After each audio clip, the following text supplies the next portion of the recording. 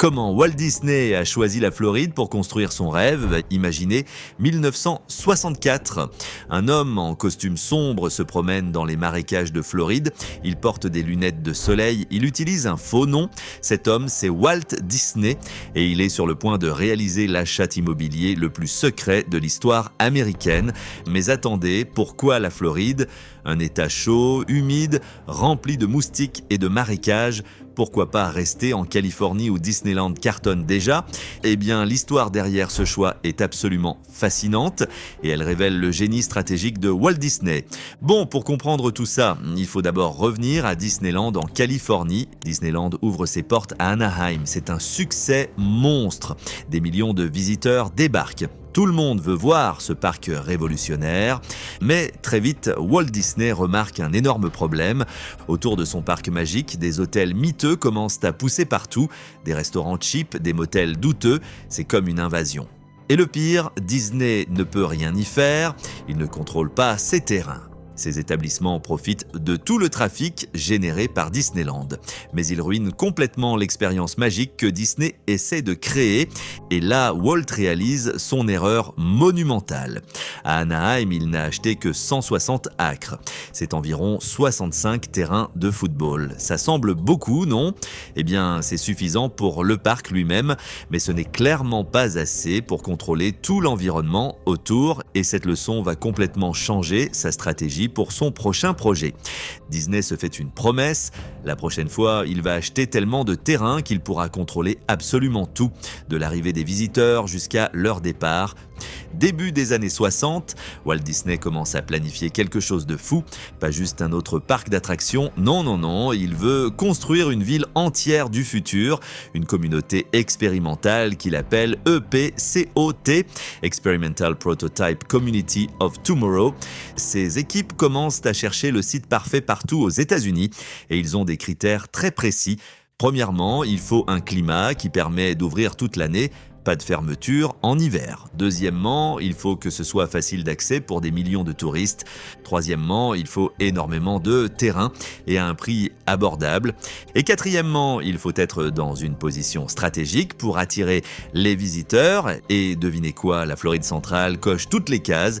Le climat? Parfait, chaud toute l'année.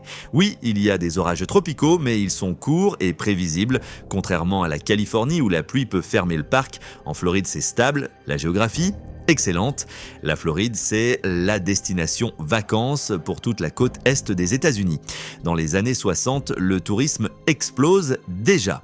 Miami attire des millions de gens et le terrain, là, c'est le jackpot. Orlando en 1964, ce n'est qu'une petite ville entourée de ranchs d'oranges et de marécages. La terre se vend pour presque rien, $200 l'acre. C'est une aubaine, Disney a trouvé son site parfait. Mais maintenant, il y a un problème massif.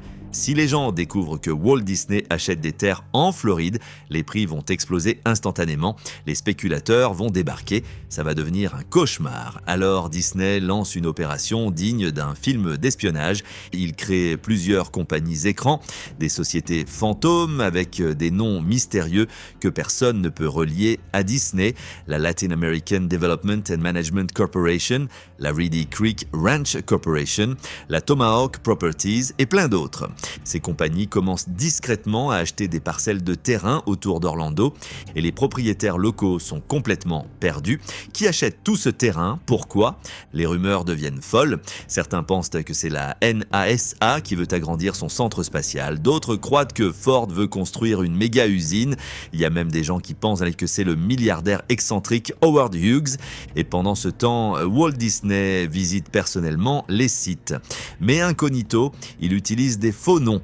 Monsieur Walt, Monsieur Disney, il porte toujours ses lunettes de soleil, il voyage dans des voitures banales.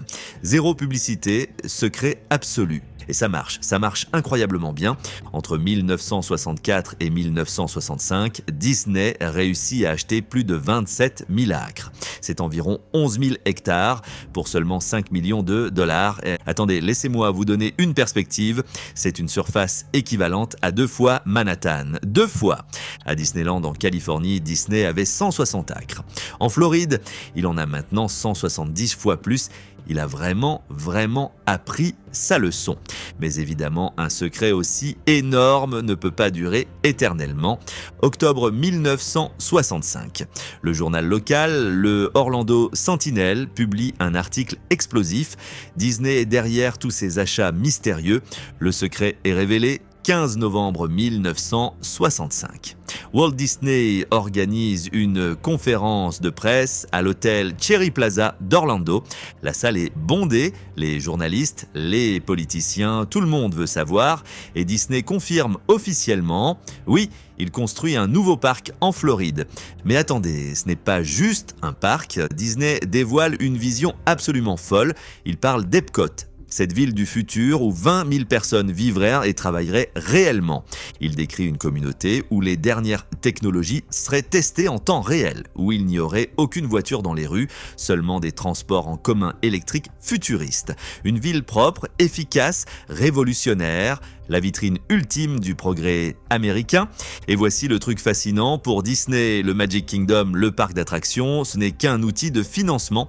C'est juste là pour générer l'argent nécessaire à construire EPCOT. Epcot, c'est ça son vrai rêve. Disney négocie aussi quelque chose d'absolument unique avec l'État de Floride, le Reedy Creek Improvement District.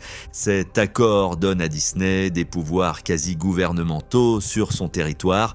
Il peut construire ses propres routes, gérer ses propres services publics, créer ses propres codes de construction, ses propres règlements. C'est du jamais vu dans l'histoire américaine.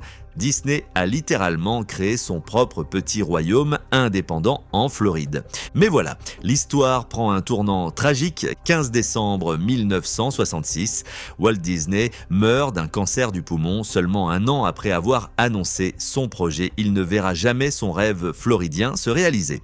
Son frère Roy prend le relais et il décide d'honorer la vision de Walt. 1er octobre 1971, Walt Disney World ouvre finalement ses portes et aujourd'hui, c'est la destination touristique la plus visitée de la planète, plus de 58 millions de visiteurs chaque année. La Floride n'était pas le choix évident, ce n'était pas le choix facile, mais c'était le choix stratégique, le choix visionnaire d'un homme qui avait fait des erreurs en Californie et qui refusait absolument de les répéter. Walt Disney n'a pas simplement choisi la Floride, il l'a complètement transformée pour toujours. Si tu as aimé cette vidéo, like et abonne-toi. À bientôt pour encore plus de Disney.